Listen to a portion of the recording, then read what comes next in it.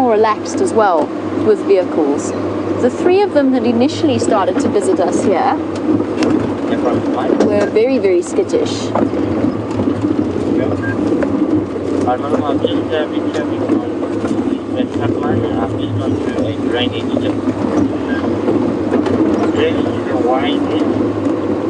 Just a drainage wide there. Alright, I'm just continuing straight on the road now. So Evie's asked a very broad question. So where Evie lives, and Evie, just let me know where it is exactly that you live. Evie, watching our show, would like to know, because there are lots of birds of prey in her area, she would like to know a little bit about identifying different bird species whilst in flight, whether they, or how to identify between eagles, hawks, falcons, and so on.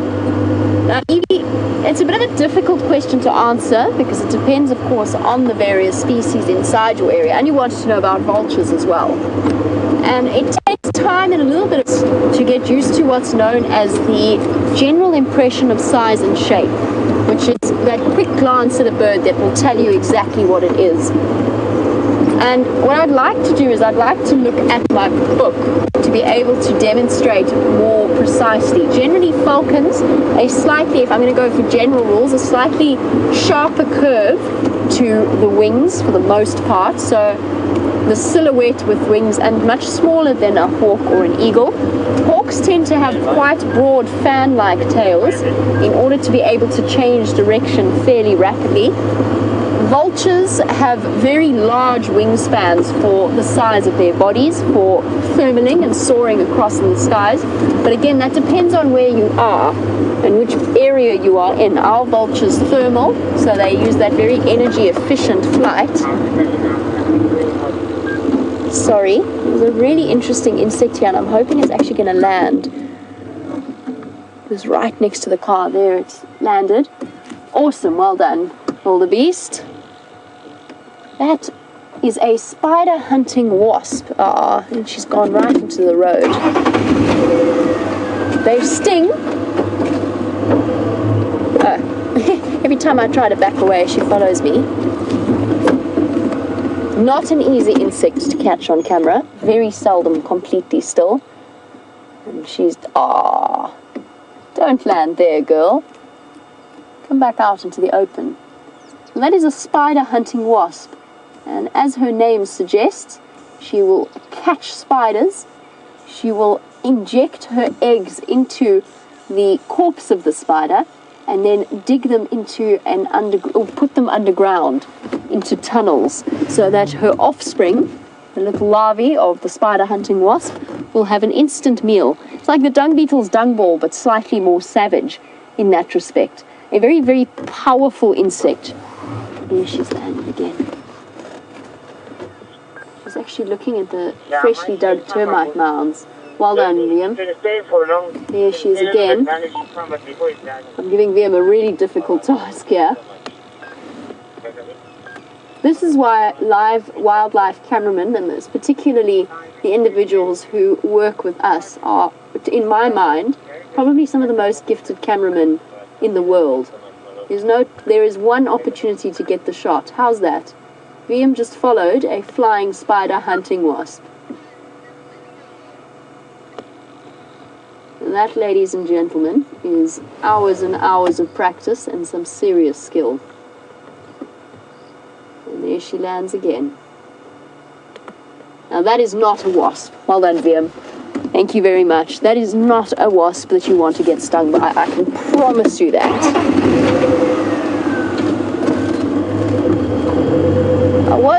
Before I got distracted by the spider hunting wasp, I was in the middle of answering a question about the shapes of birds as seen from below whilst in flight.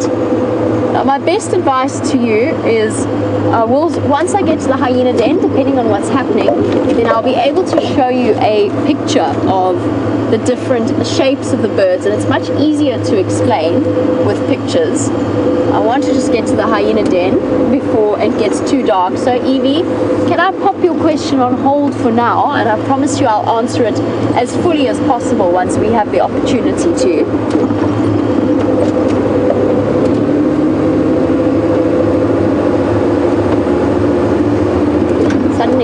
like. It's amazing how fast these afternoons go. I suddenly feel as though I've got to race across to the hyena den before we lose light completely. Hopefully this time around we won't have the same collision we had yesterday afternoon, where James and myself had exactly the same thought pattern. And that since we seem to be having a little bit of a after what did we describe it as? The cat day, with leopards and lions everywhere. All of a sudden they seem to have disappeared. Oh goodness. We've got another update, and I'm going to put it to you, but you have to be quick. You have to let me know quickly. Do you want to go to the hyena den, or do you want to go to the elephants on quarantine? What shall we decide to do? One goes that way, one goes that way.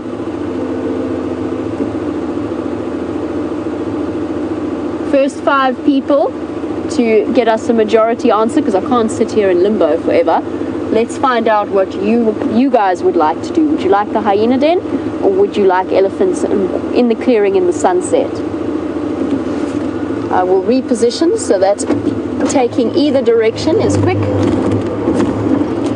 And if I don't get answers, then I'll just decide for myself. Then Liam gets to choose, and I know exactly what he's thinking.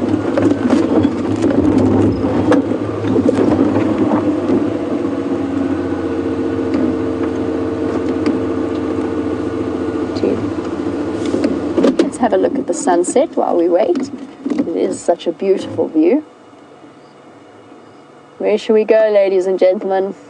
Clock's ticking until VM gets to decide your particular answer. While we do that, we'll answer the question about the underside of birds while we wait for your answers to come through. This is what I was... Right, there we go, we have answers.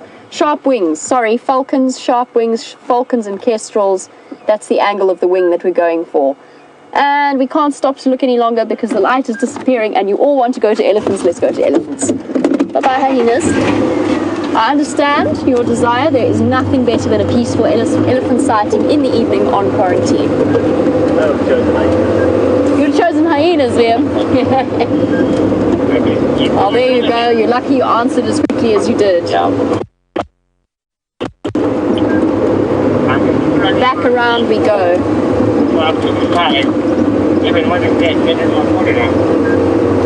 Copy. Thanks, buddy. Just listening to...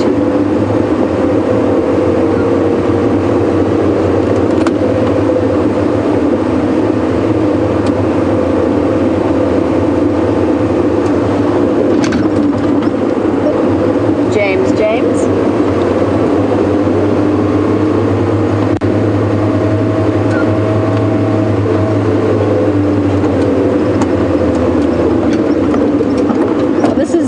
Sorry, Liam, a bump there.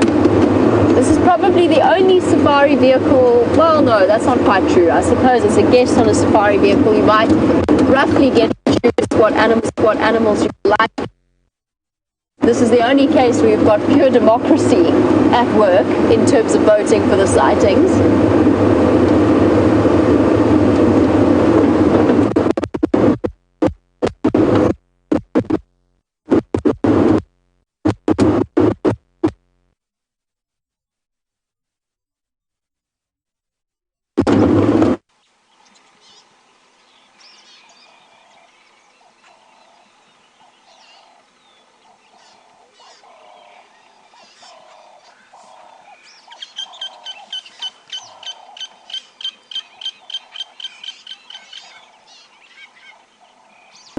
Sorry, apparently speeding down the same road that I was on before had played a little bit of a role in that signal breakup, which is interesting, because I'd just driven down that road before. But here we go. We are going to be in. Whoopsie little tortoise, careful. Thank you, Steph. Steph once again coming to the rescue in terms of offering us up sightings. First it was the Scops owl. Now it's a peaceful elephant sighting in the sunset. Good choice, everyone. How's that for a picture?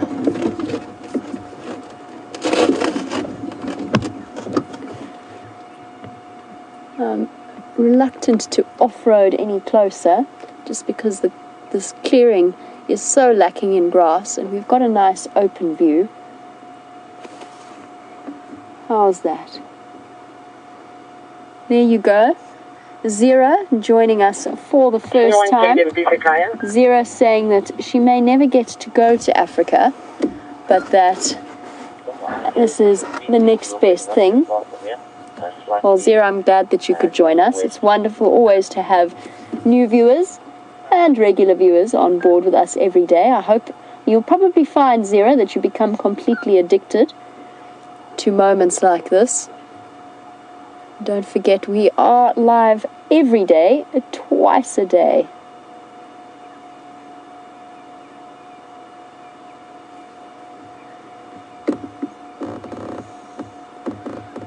And Zira, absolutely. Our cameraman, well, without the cameraman, we would all be completely without any of the images that we get to see. We're very fortunate to have a very gifted group or individual group of cameramen. What a view.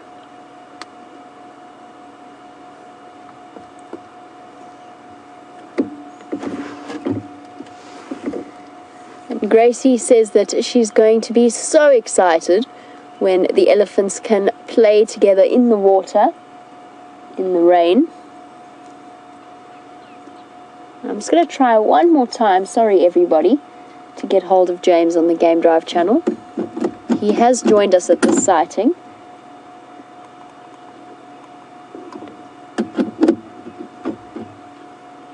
Okay, there we go. We've actually got an answer from him already. He's happy for us to stay. Gracie, absolutely. The elephants are going to be so happy to have various mud wallows around the area. I wonder if this is, I don't think this is the same, no, you know what, I think it is the same herd that we've seen on quarantine a couple of evenings in a row. The one with the curious little babies that come right up to the vehicle.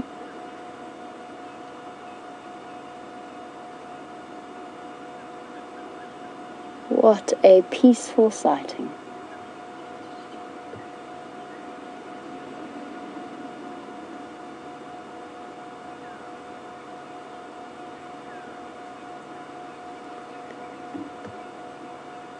Deja vu, actually.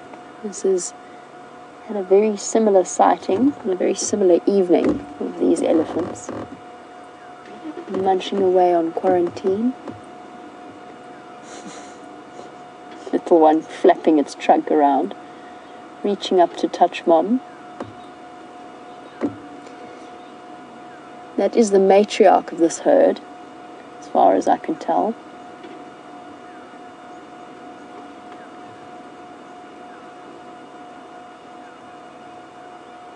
And the reason I say that, and it is tricky to see,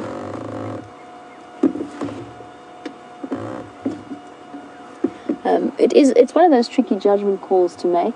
I just want to listen for a second, sorry, and I'm actually going to take my earpiece out. I'm just hearing alarm calls. Oh, there's two Miana's freaking out behind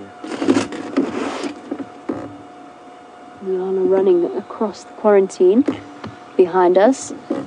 Just going to sit and listen. I'm not wearing my earpiece. Calls are coming from the dam. You can have a look at the stunning view while we do.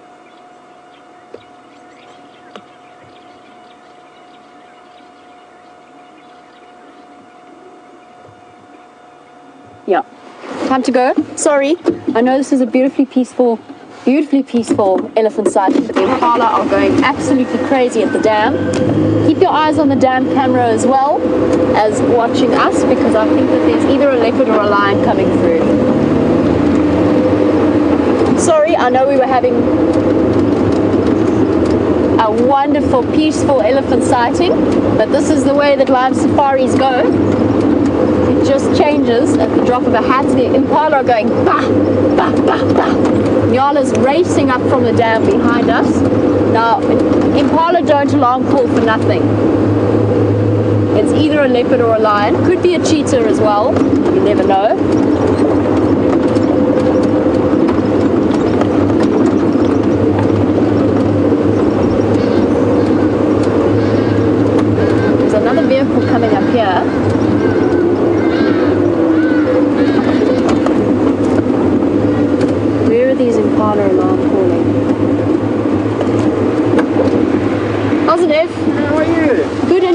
Did you hear the Marla alarm calling here? Yeah, they said they might have just be like in the dam. Yeah, is it just at each other or? Yeah, I like this thing around. You can check it out. Okay, I'm gonna go check because the Nyala are also running up. Okay, thanks. Okay, cheers, F. Bye-bye. Oops, sorry everybody. Ignored the guests on the back of the vehicle. What's up, Impala? What's got you so excited? The Nyala actually ran from there. Let's try looping that side. The Impala at that end, all looking up towards the lodge.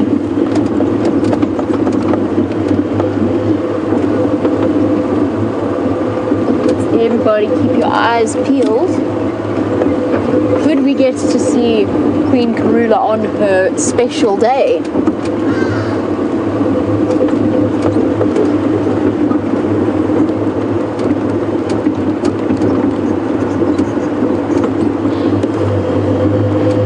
What, Impala? What has upset you? It's far.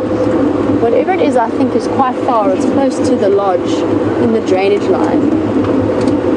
And only one or two of them calling. And one very relaxed Nyala.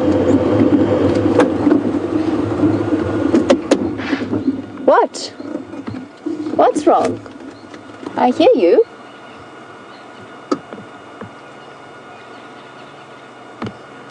Please don't tell me you're alarm calling at Nyala, not after I've just sung your praises in terms of your eyesight. And 4 Egyptian geese. What? What are you alarm calling at? There's nothing here. Unless it's already passed. Actually, that might be why that Nyala ran up and why these are so relaxed. Ladies in final control. Did a leopard just walk past you by any chance? The ones that are still alarm calling are looking up in that direction towards final control, and the Nyala that came sprinting past was looking up that way.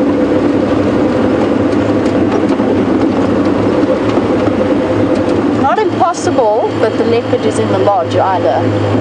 A fence for a leopard is pretty much not really a consideration.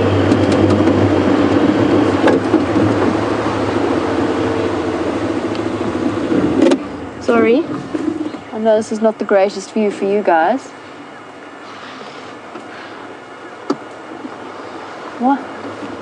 What, Impala? What is wrong? All sensors on high alert.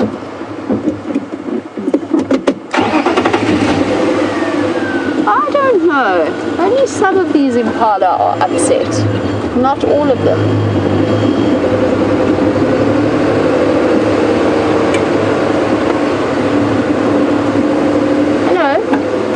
Now that is an animal that would have been calling if the leopard had walked past.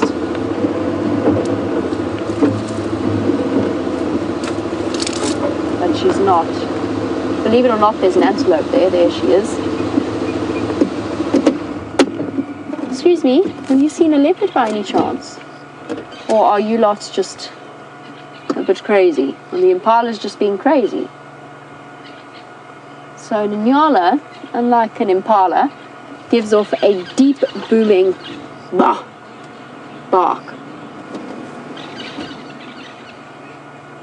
The Impala have all gone quiet.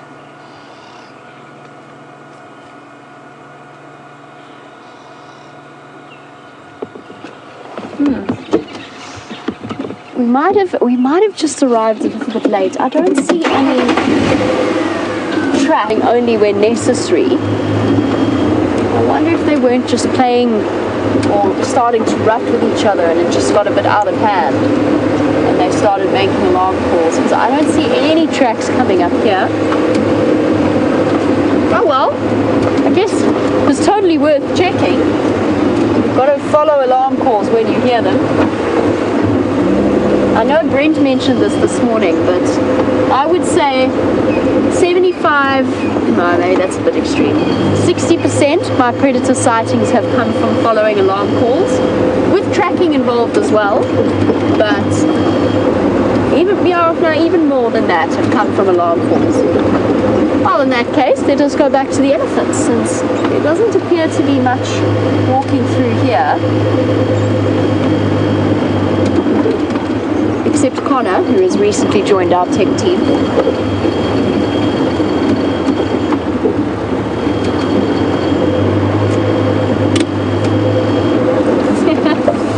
At some point we'll get Connor on camera. I think he's been avoiding us. He ducked very quickly out of sight when he saw me. You didn't see Connor? He's like a mystery, like most of our tech department actually. Shadows. Try and avoid our camera as much as possible.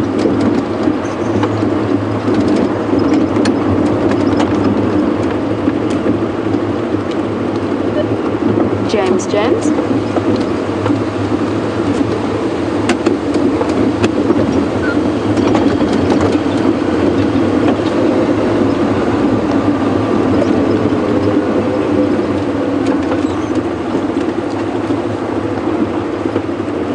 Here we go, back to our elephants on quarantine. Elephants in the dusk.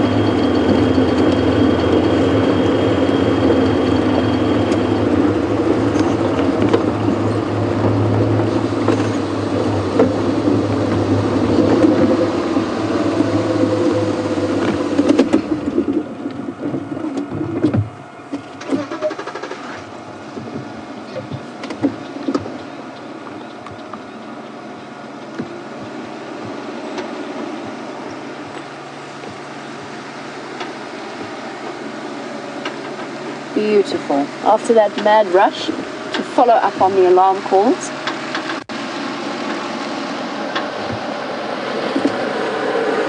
No sign of them. But the elephant's still here. There's the little mischief.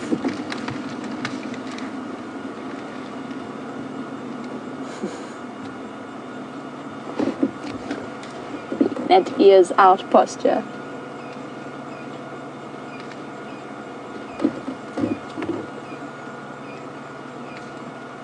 That's a really good point that's been raised by Tim. Now, most of us as humans experience our overwhelming emotion that we experience with elephants is that of peace and tranquility. And Tim has mentioned that one of the reasons he thinks they make him feel so calm is actually their shape. So the gentle contours, their roundness, yes ladies, your curves, are very relaxing. I completely agree with you, Tim. To me, what makes an elephant sighting like this so peaceful is, first of all, moments like this, where I've just heard one of their sub-frequency calls. Little baby at the back. I'm going to roll backwards a little bit. It's being so cute.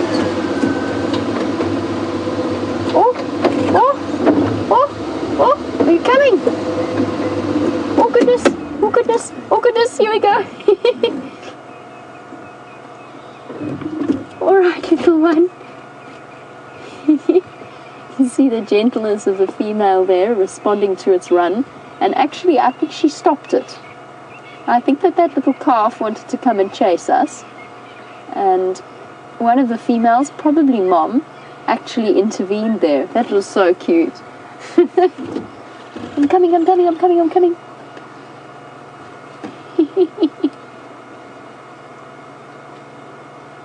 Little naughty thing. Baby elephants don't need to eat as regularly or as constantly as the adults do, because they're still suckling, so they're getting a lot of the nutrition from the milk. Although they are eating solids by the time they're 6 months old, they're still feeding from their moms at the same time. And so it gives them plenty of time, particularly as it gets cooler in the afternoon, for playing and learning and exploring.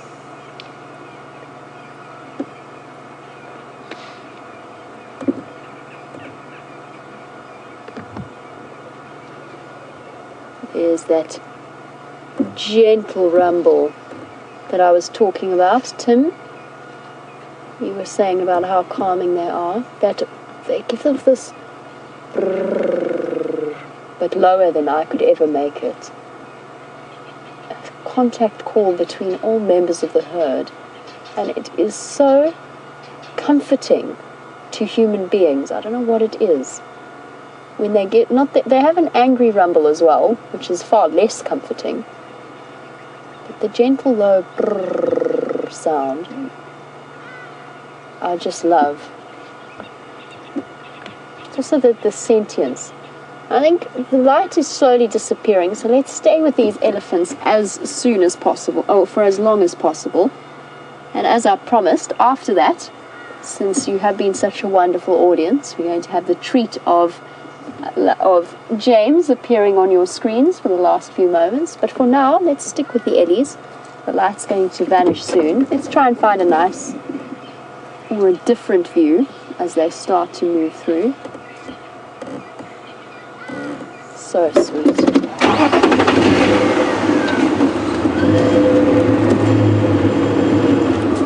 Hello, Ndlovu. Ndlovu, of course, Ndlovu being the local name in a lot of languages for elephant. And you, double trouble. Two little ones. Full of mischief. And the big girl putting herself between us and them. Although I have a strong suspicion, it is definitely the same herd. With the mischievous little males that come right up to the car and say hello.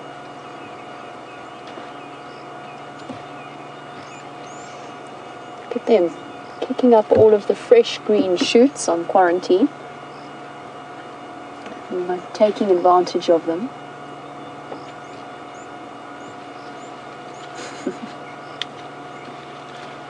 Oh, now where are you running to? I'm off. I'm going to go and see what other havoc I can cause. Deborah, I agree. Deborah, you're absolutely right. I also love the baby elephants bombing around like little maniacs. They are so cute and so playful. Look at these two. There's something phenomenally comfortable about watching an elephant walk away as well. Even just looking at them walking down a road is very relaxing.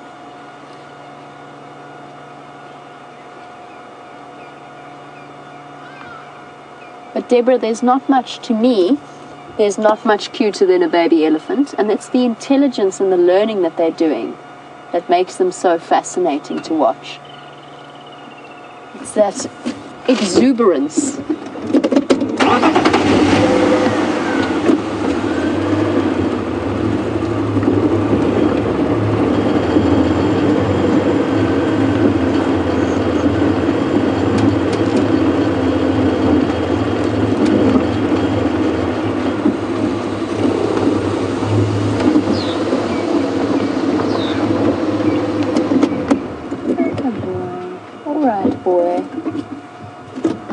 Catherine and Hoagie all saying that elephants bring them a great sense of serenity and peace.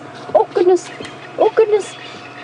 Oh, you're so brave until you get there, until you get to the young boy, and then you lose your motivation, little mischief. Oh, are you brave enough? Now, there we go. Now we've got the two of you. It is the same herd. Look at it imitating. Look at it imitating the older cousin. Oh, but not quite. But too scary. Maybe I'm not as big as I thought I was. Up close, the vehicle looks a bit scarier. Oh. I can only describe it to you because it's something that you probably can't hear through the microphones. But the largest female is calling to the rest of her family in that gentle rumble I described, and that to me is with a feeling of something far more encompassing than myself starts to set in. And those impala, those cheeky impala are alarm calling again. And I wonder, I'm going to try and get hold of James, because he was in that area. Okay, James is with them. So James is with the impala that are alarm calling, which makes me feel a little bit better, because it goes so against my instinct to not follow alarm calls. But if James is there, I am slightly comforted. We're slowly losing light. We're coming right up to the end of our elephant sighting. But I was trying to describe this sense of connectedness is maybe pushing it a bit far. It might be getting a little bit too sappy. But there is an incredible overpowering emotion when you hear them talking to each other like that. And this awareness that you're dealing with not humans, but very sentient animals. Especially in a peaceful evening like this.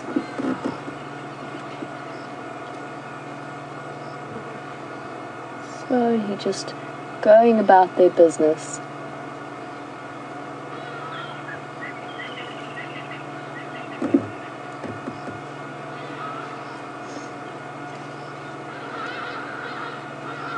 You hear the hardy-dogs calling off in the distance.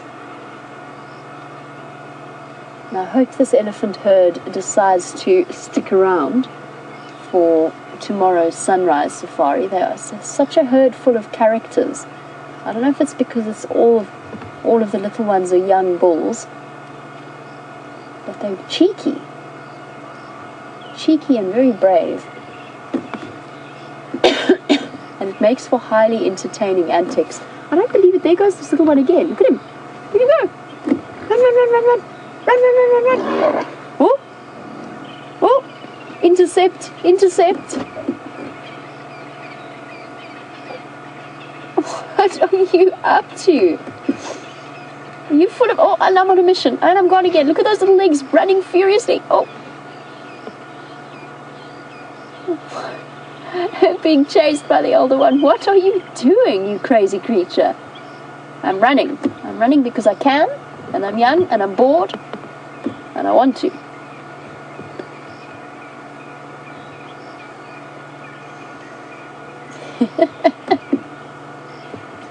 It's so beautiful.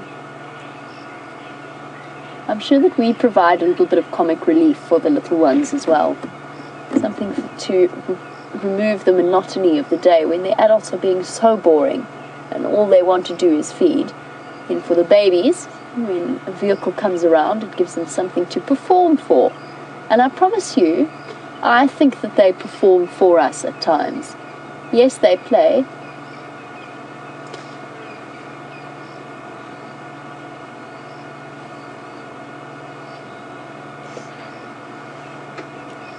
Heard following the contact calls of that large female, and as I mentioned earlier, I suspected, not the one you're looking at, but the one that's been calling, I suspected that she was the matriarch from the beginning. And the reason that I said that is, first of all, she seems to govern the herd's movement. Then look at that, look at all of those termites. It's like something out of a Disney movie.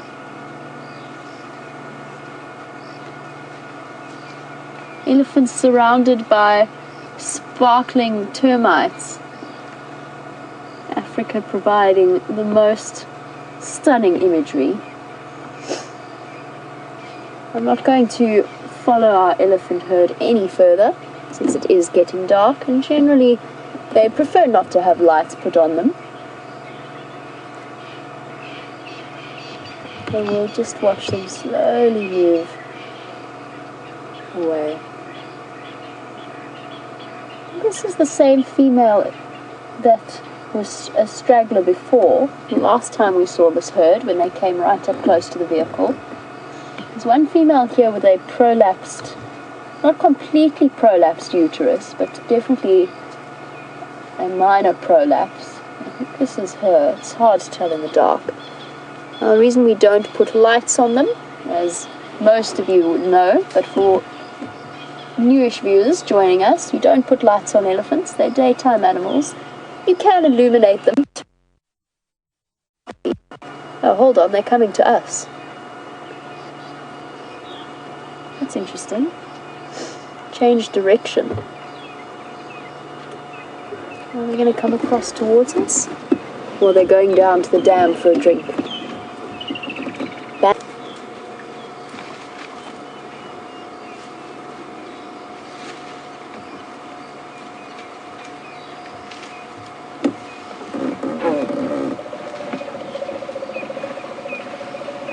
Hello, girls. There you go, there's that rumble.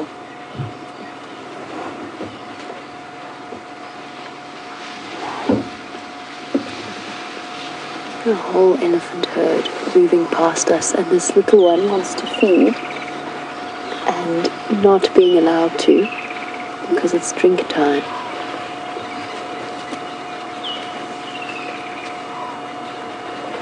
Oh, this is such a special feeling. They're just dusky shapes in the dark.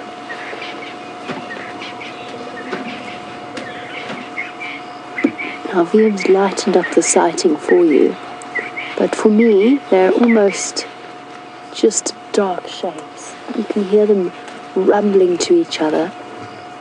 And Darlene, I completely agree. I wish we knew more about what they say to each other. There we go, little one's managing to have its snack. Hello, girls.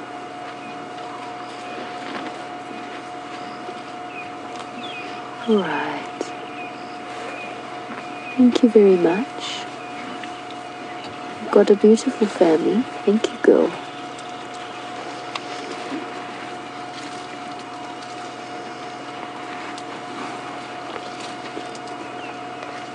Hello, beautiful. I'm not sure if you could hear that, but that was the female scratching her ankle against her leg. How awesome is that? That we were close enough to experience that sound. Wow. They just walked around us. They did just walk around us. They just walked. Oh, goodness. Sometimes the sound effects of an elephant herd are not just limited to the grumblings and the rumblings of their vocal cords, but sometimes the grumblings and the rumblings of their stomachs, including the expulsion of the digestive gases that are being produced as they consume their meals by elephants.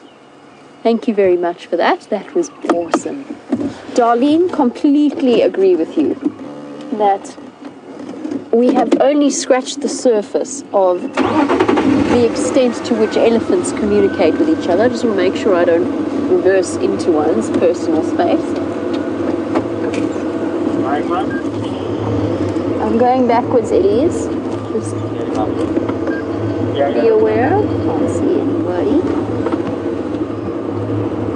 Here we go. I'm suffering on long haul, heading down south.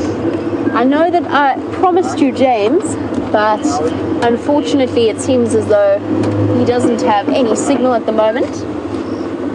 So you shall be staying with me until that decides to sort itself out. Oh. Let's get the lights on. Stick jumped up to meet us. Sorry, I've just got to focus on getting... This is ridiculous. What's got caught here? Sorry, everybody. My spotlight. Goodness me, it's like I'm trying to disentangle my hair first thing in the morning. My spotlight is caught in a mess of cables. There's one. It's actually tangled in itself. There we go, there we go, there we go, there we go. Ooh, ooh, ooh.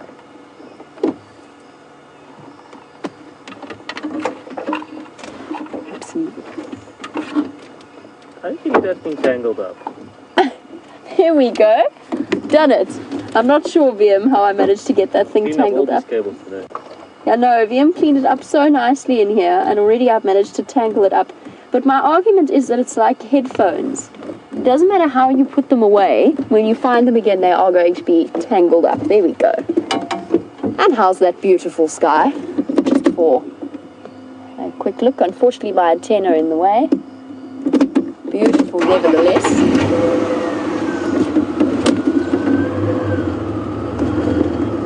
Right, Amy, let's see if we can find you a bush baby.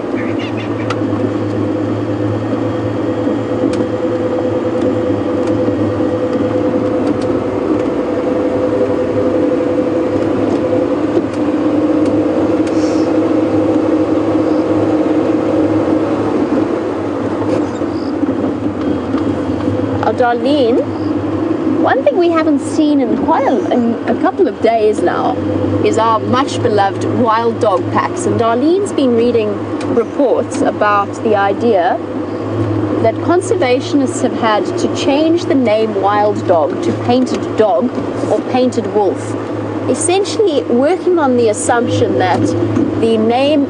Whoa. Sorry, I've got to try and get Rusty into reverse. Look at this. This is why there was a bird feeding party here earlier.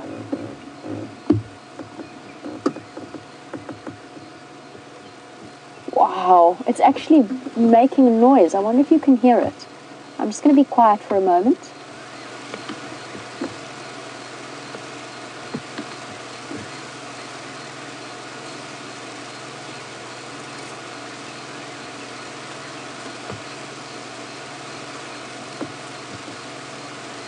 How incredible is this sound?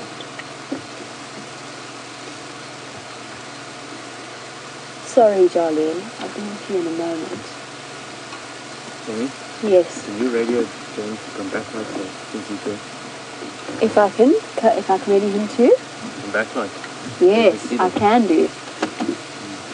Now, he hasn't been answering his Game Dark channel, but Ian's had a wonderful idea of getting James to come and provide some backlight for us at this sighting. Perhaps Final Control, if you could get that message through to him,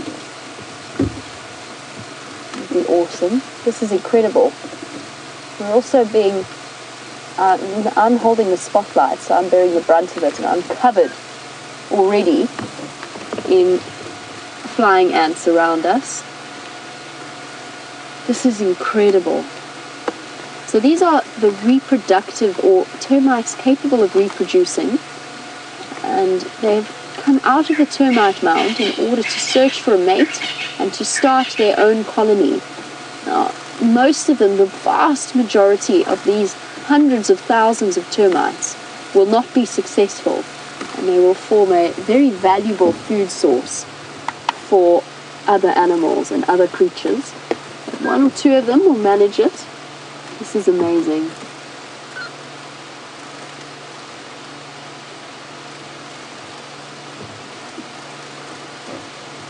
Just to give you a rough idea, James, as I said, is in this sighting. So we're going to have a look at the perspective from his vehicle and what this incredible sighting looks like. Picture live.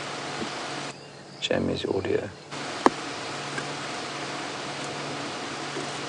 Hundreds and hundreds of thousands of termites in the air. They're crawling all over me.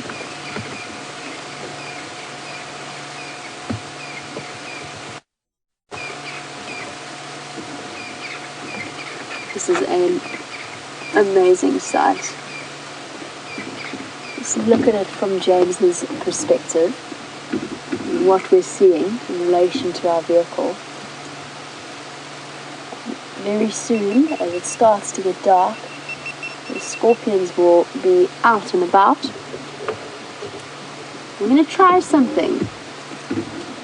Want to try doing a virtual reality rig, Liam? Yes. Cool.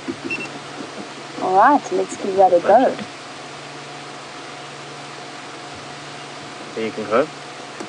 Just push the button on the side first. There we go.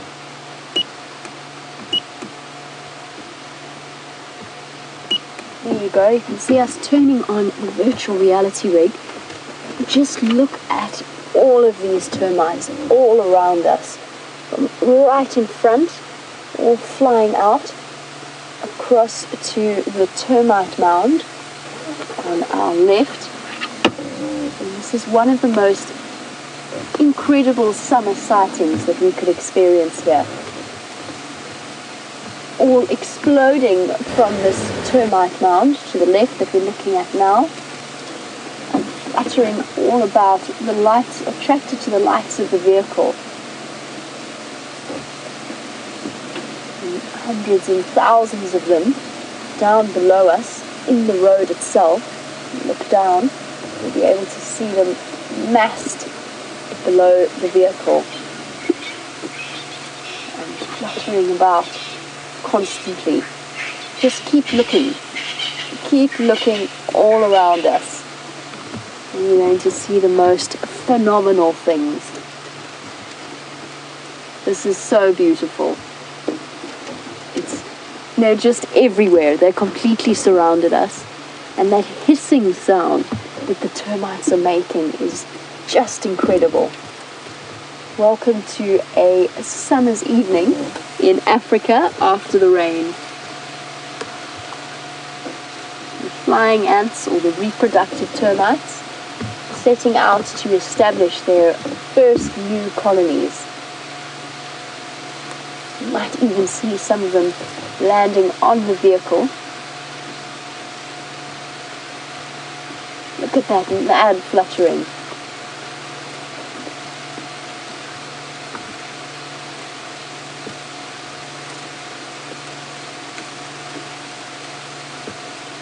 This is incredible. Keep your eyes peeled for the scorpions that might come out. I haven't seen any just yet, but they will be arriving at this road very soon to take advantage of all of the individuals on the ground.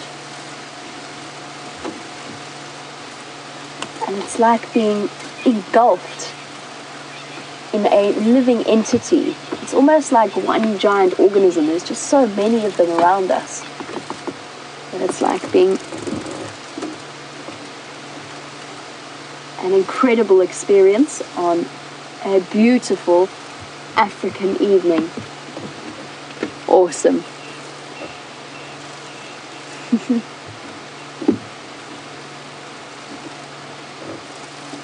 Back down onto the ground to have a look. A carpet of termites. Incredible. Just one little sample of what happens to us around at this time of year on a summer's evening. An incredible sighting and something to look at. Back on our vehicle once again. I'm going to switch off the virtual reality rig now, I think, if you're happy with that, Liam. And termites crawling down my back. Oh, there's one in my shoe. This is such an incredible sighting. Oh, there's one on my leg. Here we go. This is what we're looking at. This one was under my straps of my shoe. And there he goes, off on his or her mission to find a mate. And what they're going to do is they're going to settle down, and they're actually going to start lifting up their abdomens and spraying pheromones into the air to help to attract a mate. And what I'm doing now with the spotlight is I'm just trying to see if there's any scorpions that have decided to come and join this. This is such an incredible experience.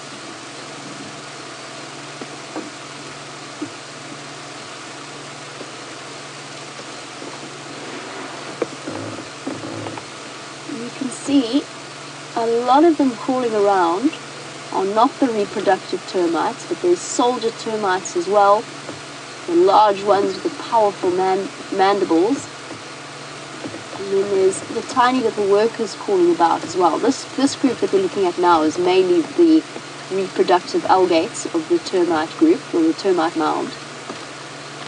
But there's not just them. Oh, smack to the face.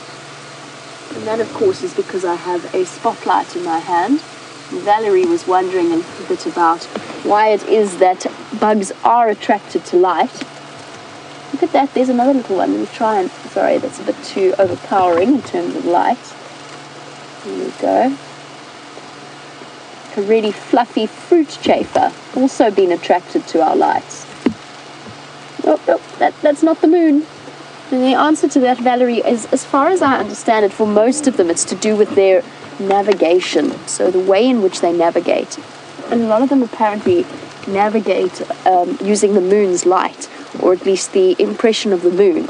And I think the lights just confuse them, and that instinct that comes through to follow them is overpowering. That you find that around the world, insects fluttering and attracted to the light. And I'm sure that where James is sitting now, with his lights blazing as well, he's probably experiencing what we're experiencing, which is we're overrun by these reproductive termites. It's awesome. It's incredible. All fluttering. There is James, taking at least some of the termites away from us. Wow. Come on, scorpions. It's time for you to pay a visit. Sorry, I'm just checking along the road. They're going to be out soon. You're going to need to be exceptionally careful when walking about barefoot at the moment.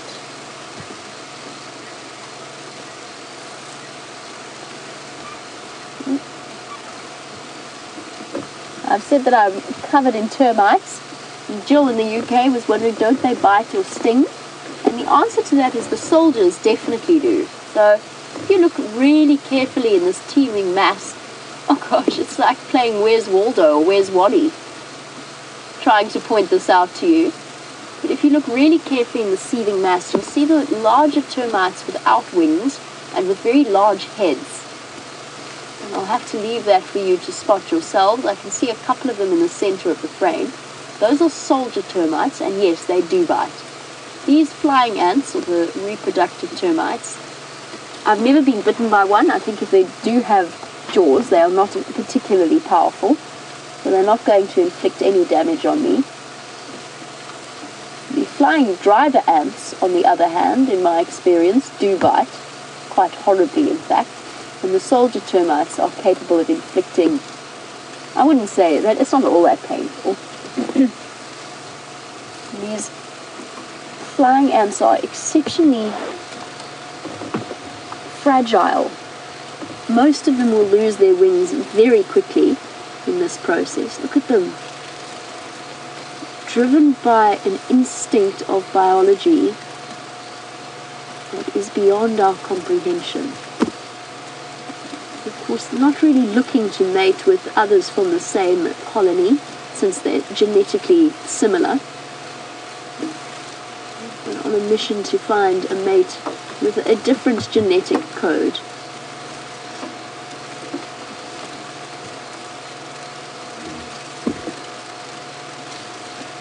And there you go. Not paying attention to each other at all. And Computer Eyes was wondering, since they are from the same colony, is there a problem with inbreeding? And Computer Eyes, they're going to try and avoid reproducing with each other. They're looking to expand their range and to establish a colony with a distinct genetic line elsewhere. And that's where pheromones come into play in terms of guiding them. That's not to say that they will never mate with another termite from the same termite mound, but it is far less likely. They're going to go off in search of greener pastures, as it were, rather than essentially a sibling. But yes, you're absolutely right. They are all offspring of the exact same genetic line. So they'll go off and find a female. They will dig down into the ground and start to establish their own colony. Female will become the queen of her brand new start to life, and she will grow large and fat and start producing eggs in the same way queens are programmed to do. And it's so ticklish, it's quite hard to ignore when they're crawling up the back of your leg and in your hair and stuff. How are you doing there, Viam? I'm alright. You're okay, you've managed to escape. Oh, one of them's managed to turn himself upside down. Oh, back up. And absolutely all the animals will be having a field day. What is that? That I'm not actually entirely sure, to be completely honest. Are you looking at these little guys? I really don't know. A bug, I'm afraid. I honestly don't know. Too many bugs, too many insects out here to memorize them all. Oh my goodness, there's some of them are crawling up the back of my leg. One of them's on my ankle and it's really ticklish. Come here. Oh, down it goes. Marilyn, you had a question for me, but because there's a flying ant trying to crawl up my shorts, it's completely gone out of my mind. Sorry. As I was opening my mouth to answer you. This is awesome.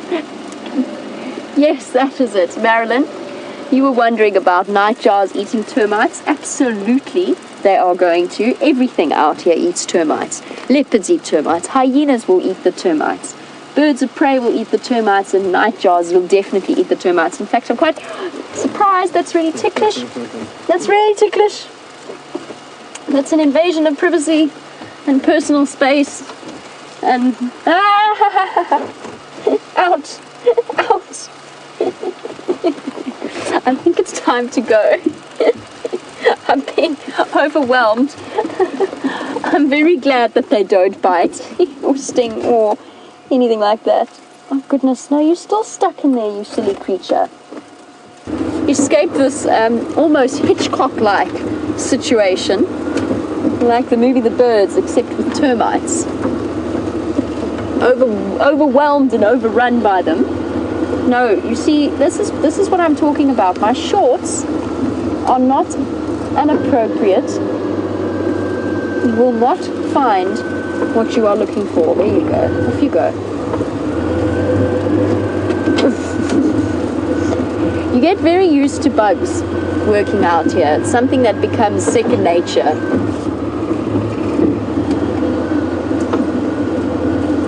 And look at that, that moon. Oh.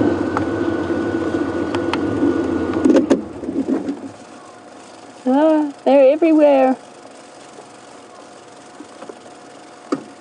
Beautiful half moon. A waxing half moon, as far as I know. In other words, we're going towards full moon rather than towards new moon.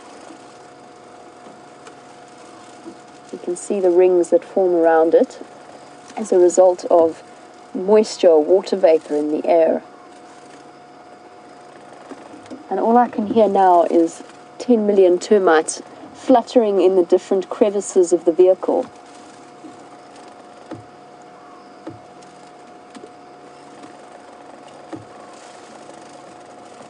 Ooh, one to the face.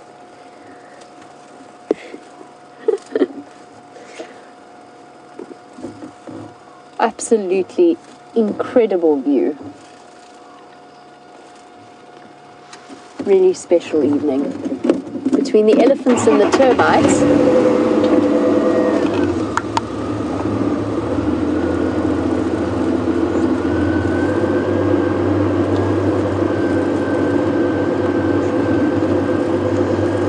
Now that's a really interesting question that's come from Raisa, who is a long-term viewer of this show and has been observing the comings and the goings of our various sightings. She's looking at the reproductive termites and asking a very salient, or maybe a very salient point, which is how long does it take for those termites that we're watching with the wings to grow those wings and to fully develop, since they seem to come out straight after the rains. They always do come out straight after the rains. So she was wondering, do they sit and wait fully formed for the rains to come, or how does that work? And Raisa, to be 100% honest, I think that they have some kind of genetic coding that kicks in with the rains, that they then start to grow the wings from there, because they are incredibly fragile, and I can't see them sitting with those wings safely attached, just waiting for the rains. But Raisa, I'm honestly not terribly sure. I don't know how the whole process plays itself out within those mysteries of the termite mound. But what I will do, Raisa, is I will try and find that out for you. I will double check with some of the other guides, the other presenters, and see if they know exactly how that process plays itself out. Now that you ask it, it seems like such an obvious question to have asked. And yet it's something that has never occurred to me up until you've raised that point. And it's a really, really good point. It is a mystery to me, Raisa. I'll have to try and find out for you.